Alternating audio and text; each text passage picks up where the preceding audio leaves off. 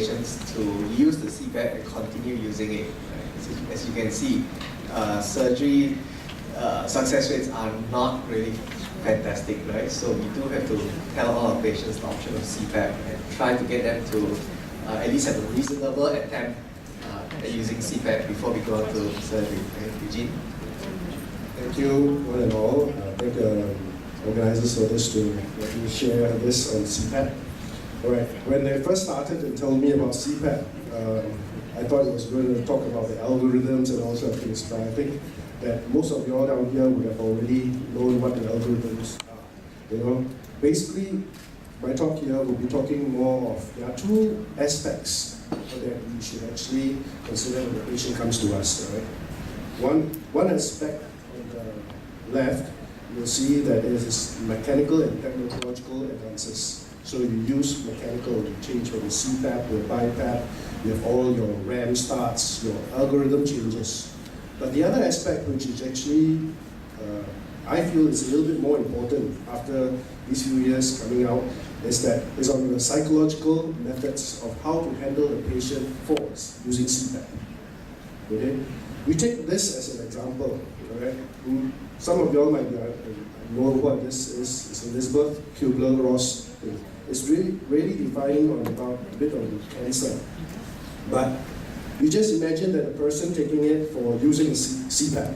First, you get a shock stage. You know? Then you get the denial stage. Why must I use this CPAP? After that, an anger stage.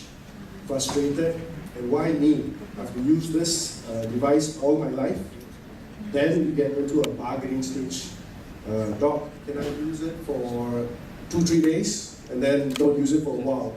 I need to use it for when I go traveling. I don't really want to take this. All right? Then you get into a depression stage. Finally realizing the inevitable that they have to use it. Then there is the testing stage. And finally, you get the acceptance stage. But this is actually not the end. This is actually only the beginning and the start. Right? Just a little quick cap for technological things. There are usually about 3 types of CPAPs. There's a continuous positive airway pressure, which is a fixed CPAP, or some of the papers that you see is nasal CPAP or FCPAP.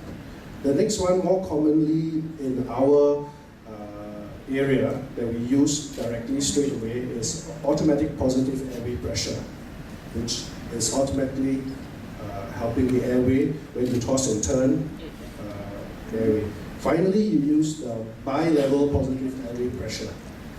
Just now, Dr. Mark actually alluded to using another thing, which is BiPAP Auto SV, and that's usually used for people with central CPAP here.